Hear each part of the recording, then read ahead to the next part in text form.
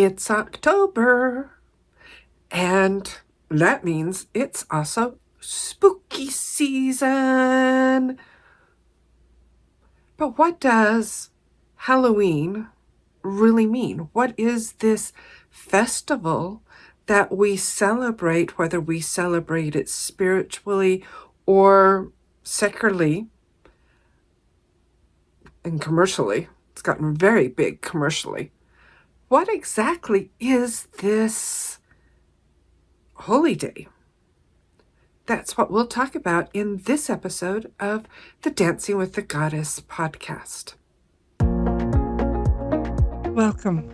Dancing with the Goddess is how we move through and experience life as modern mystic women.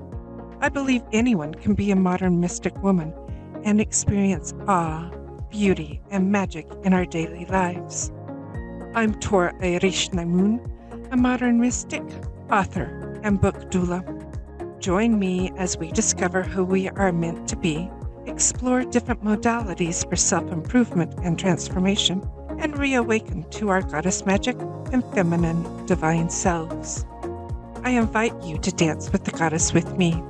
Here's today's episode. It's October. And wherever you go, at least here in the U.S., you see spooky decorations. You see witches and skeletons and cauldrons. For witches, it's really great. We get to buy decorations that we use all year long.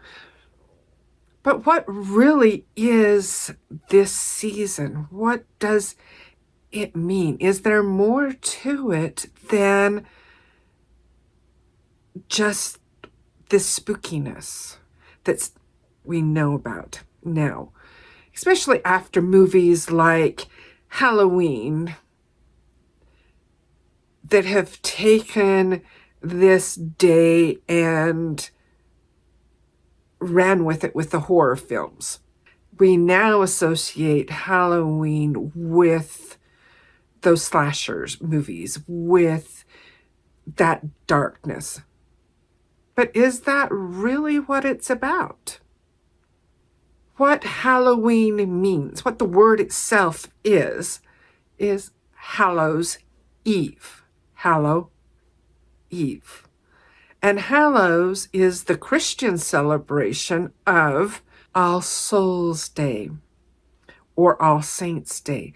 It's that celebration of our ancestors. So Halloween is actually a Christian celebration. We associate it with paganism, but with it being Hallows Eve, and Hallows is a Christian celebration, Halloween itself is actually Christian. The pagan part of it is actually the Celtic celebration of Samhain. And that is spelled Samhain, pronounced Samhain in Celtic. For pagans and witches, especially those who connect more in the Celtic, we get this cross-quarter celebration of Samhain. The cross quarters are those celebrations between the equinoxes and the solstices. And they happen about 6 to 7 weeks after the equinox or solstice. This one that we're celebrating right now, Samhain, is the cross quarter between autumn equinox and winter solstice. It's that time that is between autumn and winter. We're moving out of autumn and those harvests and into the quiet of winter. Samhain or Hallows, the end of October, was the last harvest for our ancient agricultural ancestors. And this harvest was very important. It meant the difference between whether they would survive the winter or not. This time was very sacred and very important in whether they would harvest enough food. This would be the last harvest, the last reaping of the grain and getting that preserved for the winter. At this time is when they would cull their livestock and pull out those animals that weren't the healthiest, that wouldn't survive the winter, or that weren't good breeding stock, and slaughter them so they would have food to last through the winter. That is the mundane, the active living of this ceremony, of this time, was making sure you had enough provisions to last through the winter. This was especially important when you didn't have grocery stores like we do now and international shipping that you can get food easily throughout the winter. That it doesn't matter what the season is, we can still get bananas and lettuce and those produce that you can only get in springtime or during the summer. We don't have to worry about stockpiling food to last through the winter. We can just go to the grocery store and buy some meat. Our ancestors didn't have that.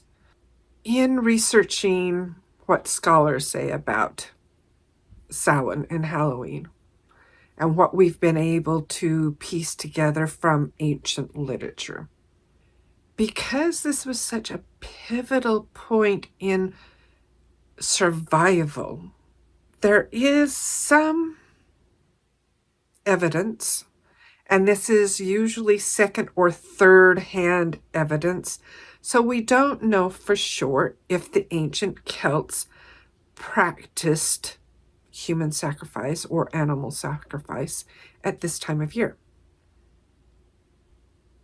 The second and third hand accounts from Romans, which were conquerors, says that there was.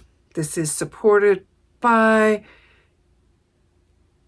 things like the Wicker Man, especially that was made popular in the 1970s with the movie The Wicker Man, and where it was said that especially men were put in a giant wicker statue of a man and burned alive. This was to appease the gods, to make sure that there would be enough for the entire tribe to survive for the year. We don't know, and there is no concrete evidence that this actually transpired. However, there is enough evidence to know that sacrifices were part of the ancient culture. It isn't part of our culture now, but it was part of ancient cultures around the world. To think that the Celts didn't practice this when other peoples around the world did, that may be a bit naive. And us putting our own sensibilities on what happened in the ancient world. There are things that we just don't know. We don't have written history of that time period. And the pieces that we do are subject to, was it really the truth, or was that the Romans and the conquerors making the people that they were conquered to be barbarians, infidels, savages, whatever. We know the terms that colonists and conquerors use. We still hear them today. And we see how that it plays out. We're seeing how that plays out right now as I'm recording this in the Israel-Palestinian conflict. You've got the colonizers of the Israelis and the Zionist Jews that are propagating that the Hamas are terrorists and they're doing everything wrong. And then you question that. One of the writers that I follow has a saying called question the premise. And she applies it to writing and those things about writing and those myths of writing, such as you have to write every day or else you're not a writer. Question the premise. This question the premise applies not only to writing, but it applies to everything. Question the premise of what you're hearing. And is it true? Same thing. What you're hearing from me, what you're learning from me. Question the premise and decide for yourself is it true? Is it true for you? I'm sharing my experiences.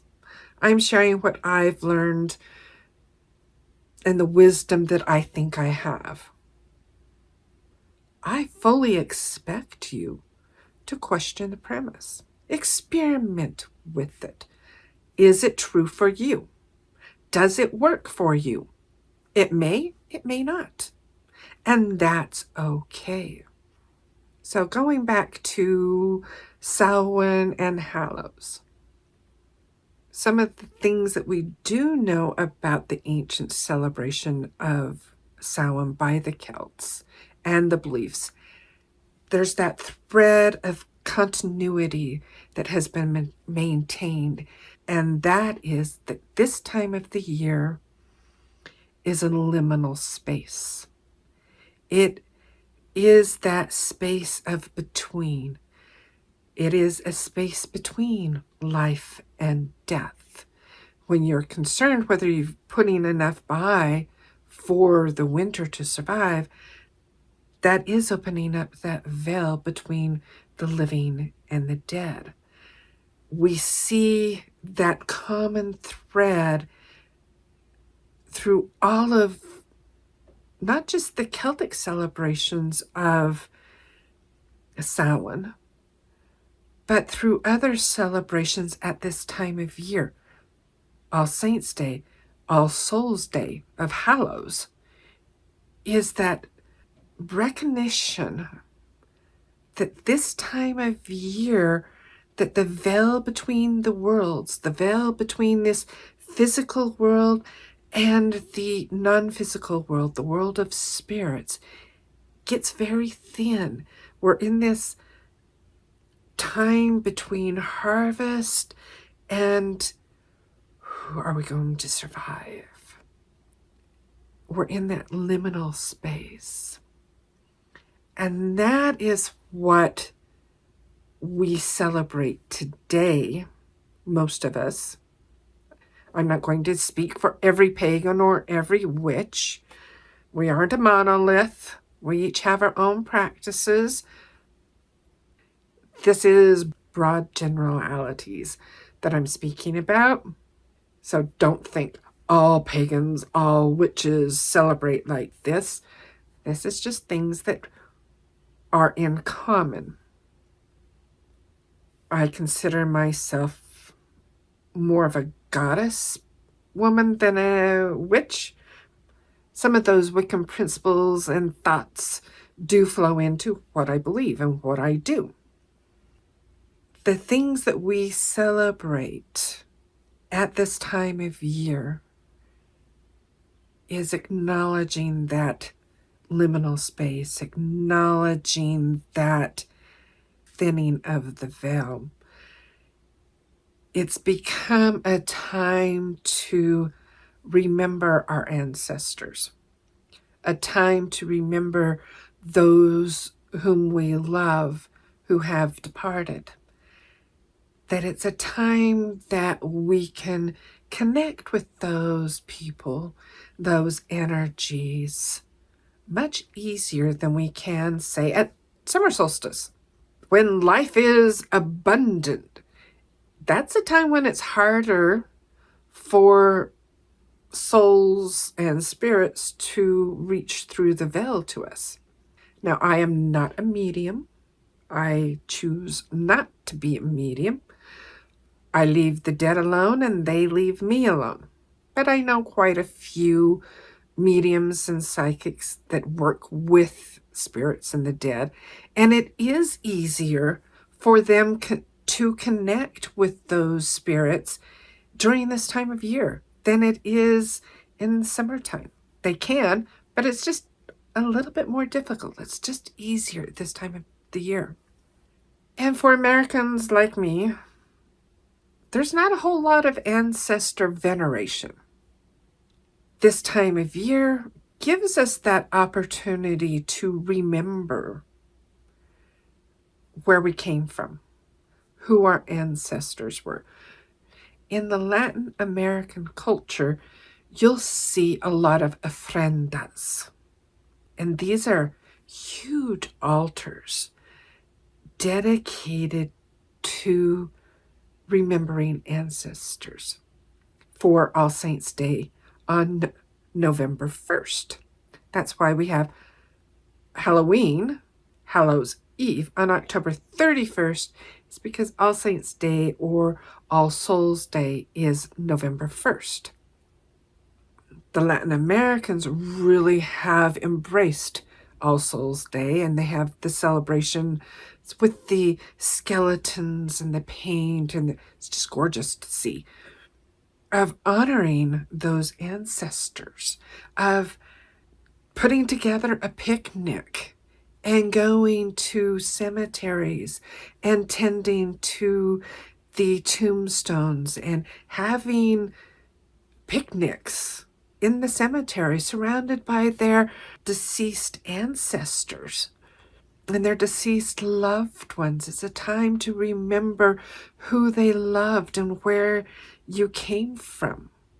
A common practice is for your Hallows feast, your Halloween feast, is to make a plate and set a place at the table for your loved ones to come and enjoy this feast, to remember the living. You're remembering the dead, and the dead are remembering you. And that's time to remember the love that you shared. It's the time that the dead can remember the joys of living. Sometimes we forget that there is joy in being physical. There is joy in our physical bodies. That, just how luscious some food can be. There's some foods that I eat and I just like, so yummy, yummy, yummy in my tummy, that I just enjoy that, or enjoy this feeling of a shower and that water, warm water cascading over your body. I have a cat, so it's petting my cat or petting your dog or spending time with your animal companion. Just how enjoyable that is. Watching your children run and laugh, chasing your toddler. Those are the joys of life that when you don't have them, the dead miss that. So inviting them to remember that is of service to your dead ancestors. You may have had loved ones, whether that's people or animals, that have passed. This season of Samhain or Hallows is a time to remember them. Put a picture of them on your altar to remember how much you loved them and how much love you shared with them. That is why this is such a special occasion. And it's this thinning of the veil and this time when spirits do pass through much easier, that we get spooky season.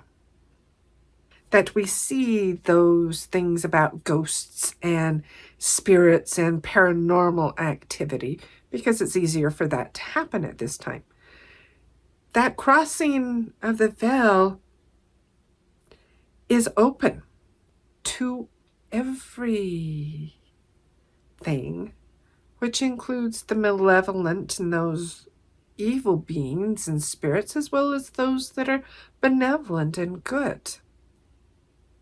When you're doing your celebrations, you do want protection around you, that you are only connecting with and calling in those beings of those, I don't want to say of the light, because light and dark are just a spectrum, and everything that is light is not necessarily good, just as everything that is of the dark is not necessarily evil. We want to make sure we're calling in and connecting with only those benevolent beings, those that are for our highest and best good, not those who wish us harm. That is a caveat and a caution for this time period, because it is a liminal space and the veil is thin. It's easy for those malevolent entities to come in. Not to scare you or anything, but you do want to be more careful. That when you are calling in and opening up, that you are setting those intentions, setting those boundaries, that you are only calling in those beings that are going to help you, not those that are going to hurt you. If you don't set that boundary, then you could call in something that you don't want in your life. And you don't want to do that. So set your boundaries. Boundaries are not only for people, but boundaries are also for spirits and for those greater beings. Like, I've set the boundary that I don't connect with dead people. I am not a medium. I've set that boundary. I could easily, but I don't want to. I do channel. I channel the goddess. That's the boundary that I have set for myself. And we can do that with everything. We can set the boundary that we are only going to work with those beings who want to help and assist us, versus being open to everything that comes in, because when we're that way, then that opens us up for those beings who do not want to help us and who want to cause mischief and mayhem through us. There are those beings. Jinn are one of those. There are bad guys. If there are good guys, there are good beings that want to help us and support us. There are also those beings who are here to enslave humanity, that are here to hurt us, to cause mischief and mayhem. We want to make sure we put those boundaries around us, that whom we want to work with. And I'm being guided. Demons. Since this is the time of year when we associate with demons, what exactly are demons? My Crossroads to Destiny series is about witches fighting demons. That's the premise for it. I was doing some research about demons for it, because I grew up Christian. I grew up as a Mormon and was taught all demons are bad. All demons are malevolent. They only wish us harm. And then I found a demonology book that listed demons. And in that listing, I was seeing Ashra and Baal and other beings that I know. I was seeing goddesses. And I was like, what the hell? Goddesses aren't demons? The word demon has been demonized. It has been made to be evil. The Greek word, daemon, is those intermediaries between man and gods, or man and the divine, which includes all goddesses and gods would be considered a demon in that they are of the spirit world. That's part of what the original meaning of demon was. Those of the spirit world. And those in the spirit world can be malevolent or benevolent or both. There are people who work with demons knowing that they are spirits. They are those beings of the non-physical world that work with us. So goddesses would in that sense be called demons because they work with us. We work with them. And goddesses can be malevolent. They can be benevolent. Just depends on the situation, just like us. I can be an asshole. I can be a bitch. I know it. Sometimes that's what the situation calls for. I can also be very loving and gentle and kind. But does that make me a good person all the time? No. Does me being a bitch sometimes make me a bad person all the time? No. Same thing with the deities and the non-physical beings. Sometimes they show up as malevolent. Sometimes Hecate has to come in and kick your butt. That's what you need. And other times she'll be okay, sweetie. It's very rarely an okay, sweetie. Sometimes she's like, okay, I got you. Trying to think if any of my goddesses are the okay, sweeties.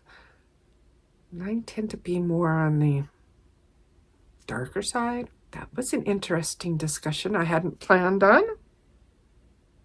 With this time of year being that liminal space of where the earth is getting ready to hibernate and go to sleep from the activity of summer and autumn. Summer and autumn are just busy, busy, busy, busy. Especially if you're in an agricultural community, you're planting your crops, you're harvesting those crops. And now winter. There's not much to do outside if you're agricultural. And we have to remember that's what our bodies for thousands of years have been on this time clock, the seasonal clock of the natural cycles of the earth. It's only our modern electricity and heating and global production of food that we're able to work in the winter like we do in the summer. Which could be why we tend to have problems. We're not meant to be working all the time, 12 months out of the year, the way that capitalists want us to work. We're not meant to do that.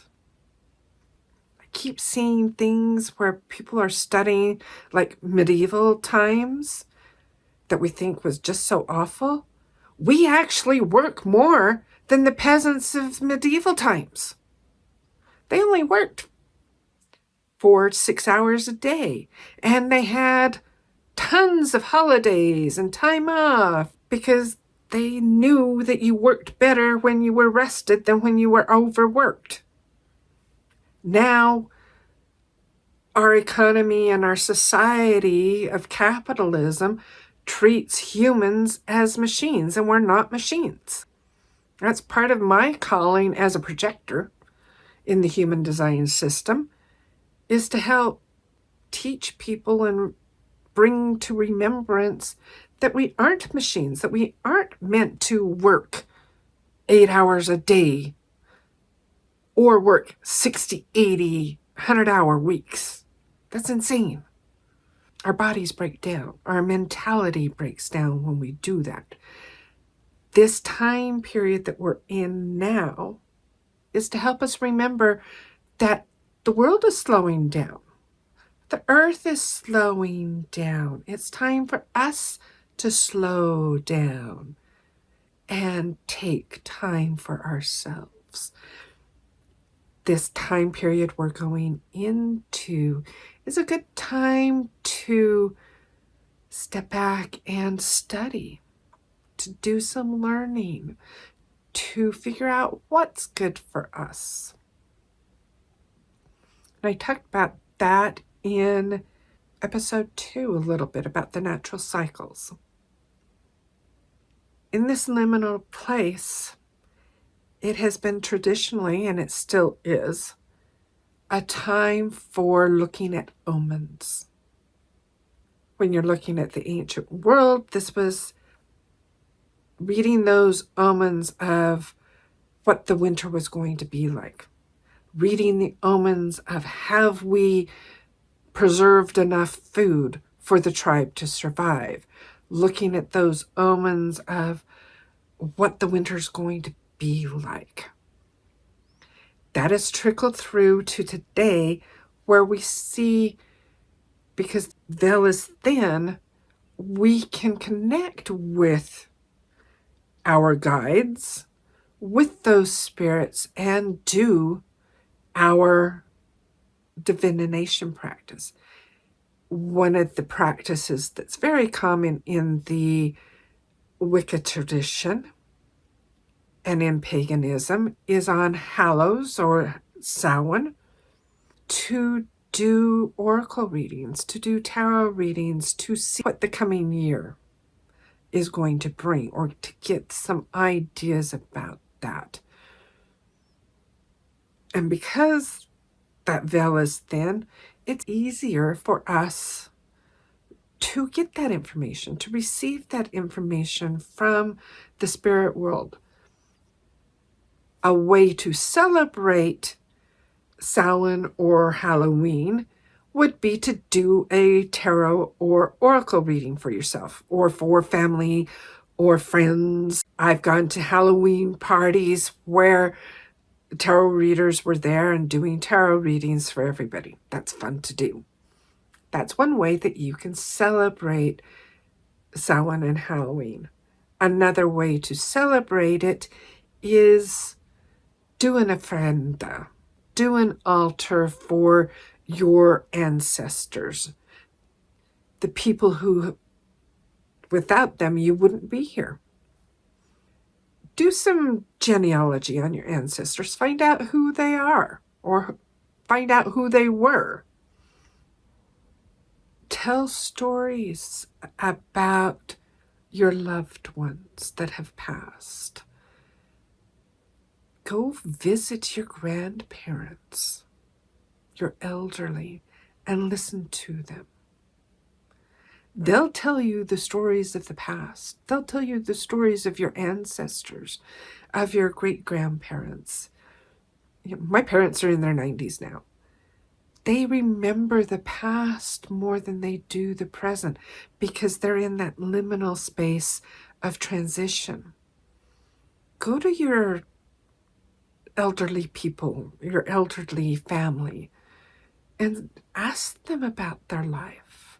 That is one way that you can celebrate this time period, this time of remembering ancestors, is remember your ancestor, your grandparents. If they're living, go sit at their feet before they've passed and listen to them. Ask them about their childhood. Ask them about their parents. That's your ancestors. And they can tell you those stories about their parents and their grandparents, which would be your great-grandparents. This is one way we can continue our family lineage, is listening to those stories. I can remember as a child, one of the few memories I have of childhood, of visiting my grandfather, and he had a wooden stove, and would come at like Christmas time, and he'd have his wooden stove going, and I would lay on the floor, and the adults would start talking, and my grandfather would start reminiscing about the past. And I would just lay there and let those stories float over me. And that might be one of the places where I found my love of story, is listening to those stories that my grandfather and my parents would tell while I would lay on the floor with the fire going. That really recalls our ancient past of sitting by the fire as a tribe and having the wise woman, the wise man tell stories about our past, tell stories of the supernatural world that taught us the lessons of what we needed to survive in this world. Telling stories is a good way to celebrate this time of year. Stories connect us with the past and with the future. I write sci-fi fantasy stories, so I'm thinking about the future as well as the past and intermingling them. Stories are very important to us and our human psyche. Telling stories about the goddesses and the gods, about the supernatural world, about our world, are ways that we learn to maneuver through this physical environment, to live our life. I am a very spiritual person. I always have been. But I really do like action and adventure stories. I like those stories with a little bit of grit and blood and violence. In fact, my stories include that. And I've wondered, if I'm so spiritual, why am I drawn to this? And I've seen reports through psychologists that have now discovered that one of the reasons we like scary stories, there's people who love horror stories. I walk that thin line in my stories between horror. I'm right on the edge, but not quite over it. But there's people who like horror stories, who like those bad boys in romance, the ones that are, if that was in real life, they would like, oh, fuck no, there's no way I would be with that man. But to read about it, oh yeah. One of the reasons is we can read those things, hear about those things in stories, and process it. Because we know they're not real. We know it's not happening to us in that story, but we can process that. We can deal with that in a situation that's safe. So stories help us process our traumas. There's a big deal right now in putting trigger warnings for books and stories, that people don't want to have their trauma triggered. They don't want to have their PTSD triggered. That's fine. That's good. It's good to know, if you're going to be triggered, if you haven't healed from that trauma yet, that you want to be aware so that you're not taken unaware. I do include trigger warnings on my website for my stories and my books for those people who need it. However, reading those types of stories maybe have rape or sexual assault in them, when it's in a story and you're reading this story and seeing how a character has reacted to that, how they've dealt with it, what their emotions were, that can let you know, if you've experienced that in your life, you're not alone. It can help you know that you aren't alone, that you aren't the only person that has experienced this. It can help you see how other people have dealt with it, have healed from that trauma, that can help you heal from your own.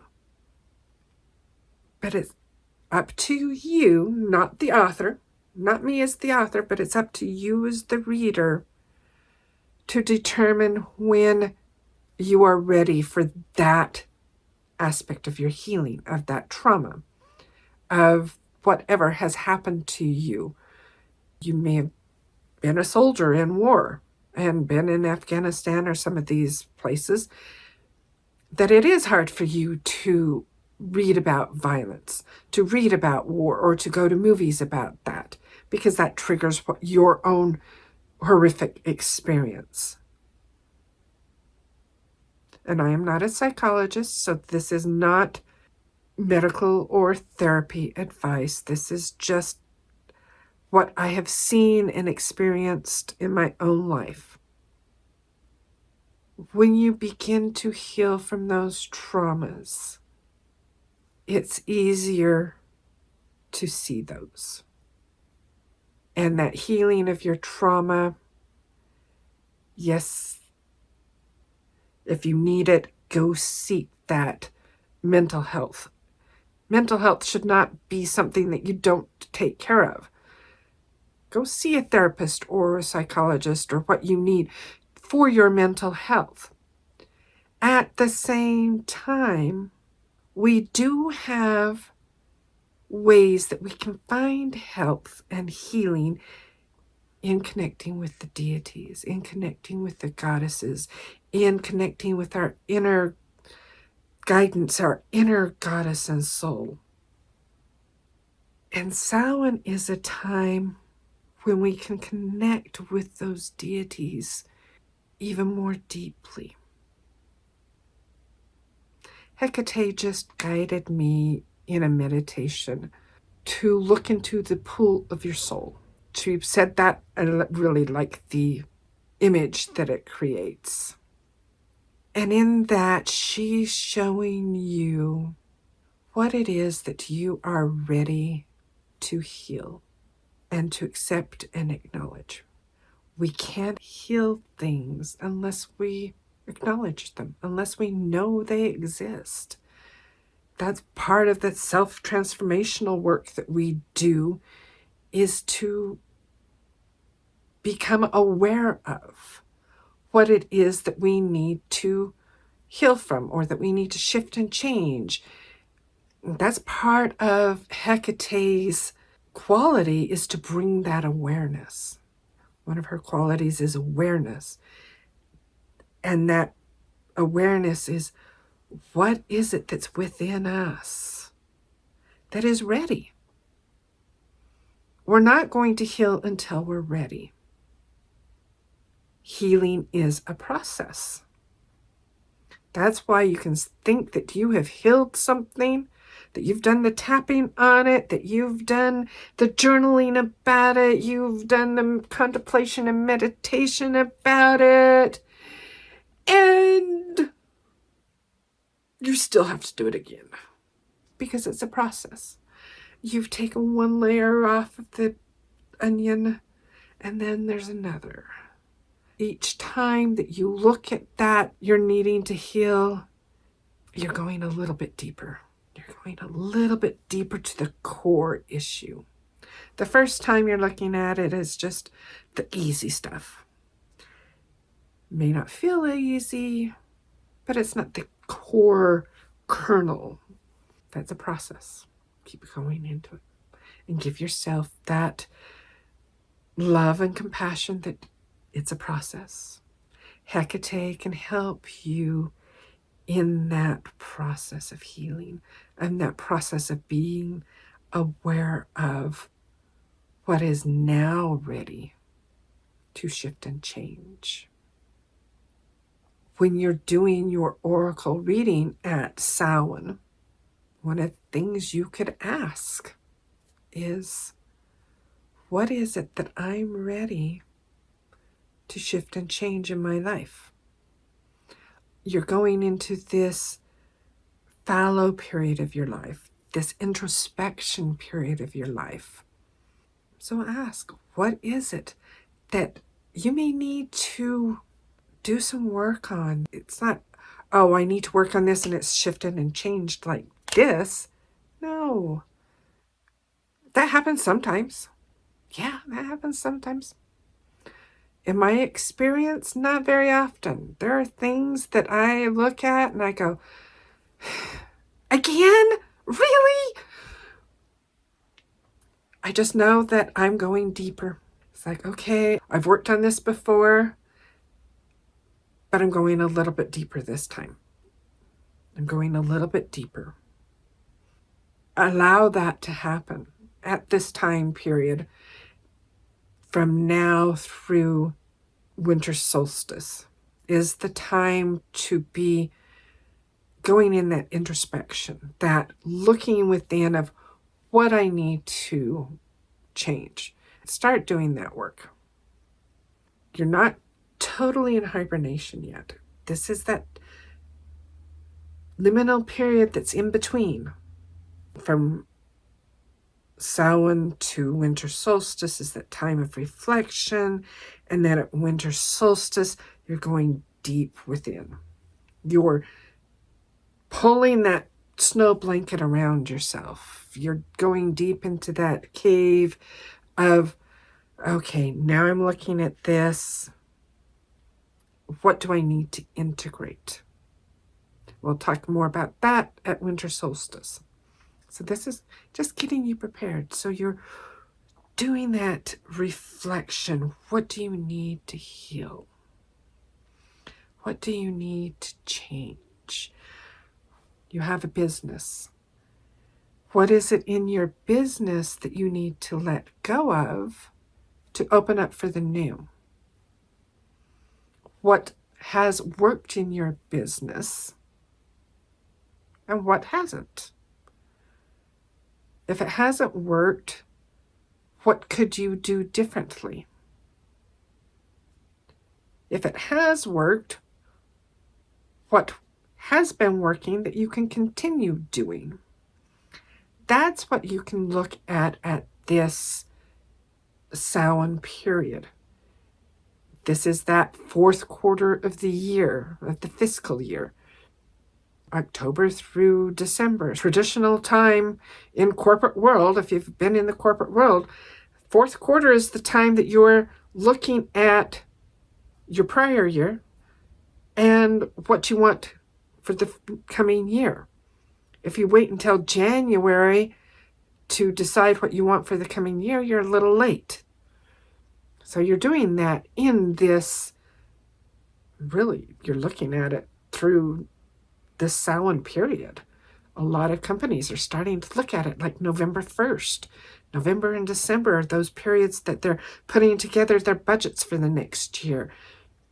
They're looking at what worked, what they need to put aside. They're setting those goals during this time period. And we can do that in our personal lives. What's working, what hasn't worked? What do we need to change? What do we want to do to move forward? This gives us that time to, do we have everything that we need for this goal that we want to set? If we don't, what do we need? What do we need to learn? What money do we need to set aside for doing XYZ? We have a goal for going on a summer vacation to Costa Rica. What do we need if that's our goal in the summer? What do we need for it? That's some of the things that we can be thinking about now. So we can say, oh, I need to get time off from work. Or I need to save up the money for it. I need to buy my tickets. I need to find out where I want to go and what I want to stay, what my agenda is going to be. This time period would be finding out what you need. This would be the pre-planning stuff. This is the investigation phase. If we're working with the natural cycles, that's kind of what we would be doing this time period is, oh, I want to have that summer vacation. Right now in this liminal space, what do I need for that to happen? Then in January, you're going, oh, I've got this summer vacation coming up. What is my inspired actions that I need to take to make that happen? We can say, I want to go on a summer vacation to Costa Rica. All you want. If you don't take that inspired action, guess what? Summer is going to come and go, and you haven't taken that trip to Costa Rica yet. I invite you to look at Samhain and Halloween just a little bit differently now. See it as something more than spooky season. See it as a place to learn more about yourself, to learn more about your heritage and your lineage, to connect with your ancestors, to celebrate the life of those who have passed before us and those who have passed during the year.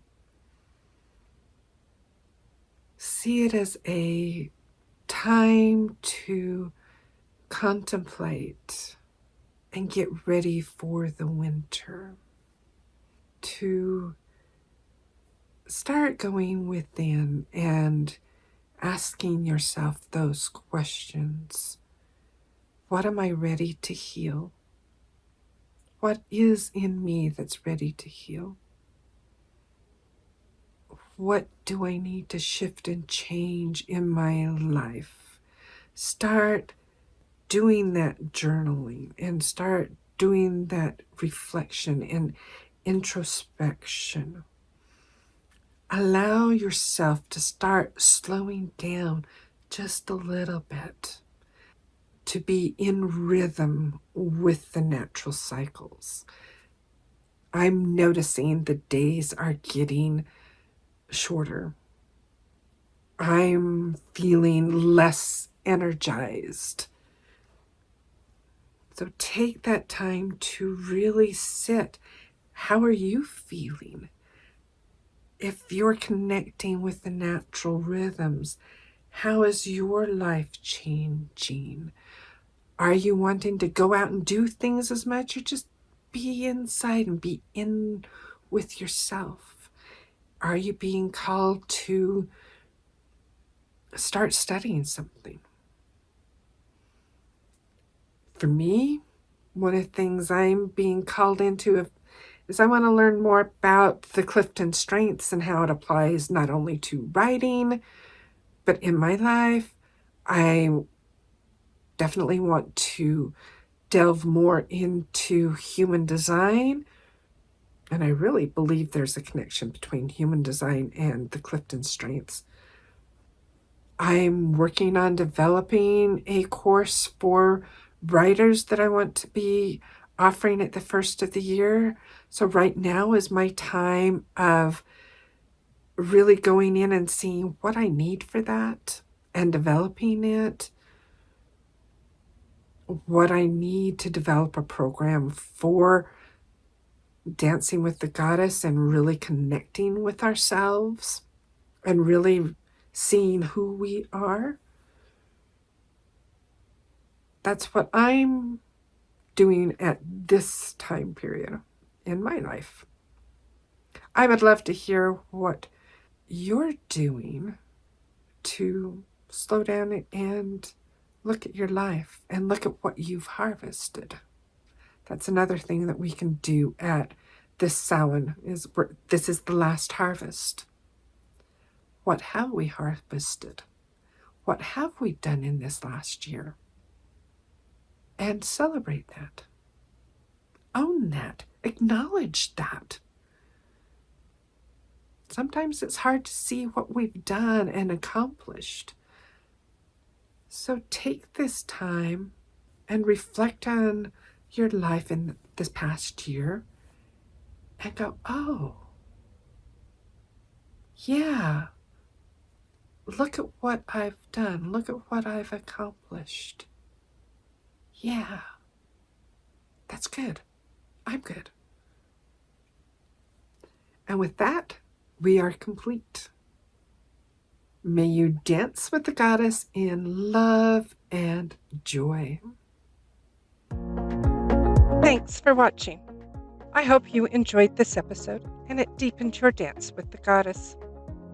Please subscribe to our channel, like and share the video, and feel free to comment. This helps more women find our show. To support the show, please donate to buymeacoffee.com DWG-pod. Your donations help support the cost of hosting, editing, and production of the podcast. We appreciate your support. May the rest of your day be amazing, and may you dance with the goddess in love and joy.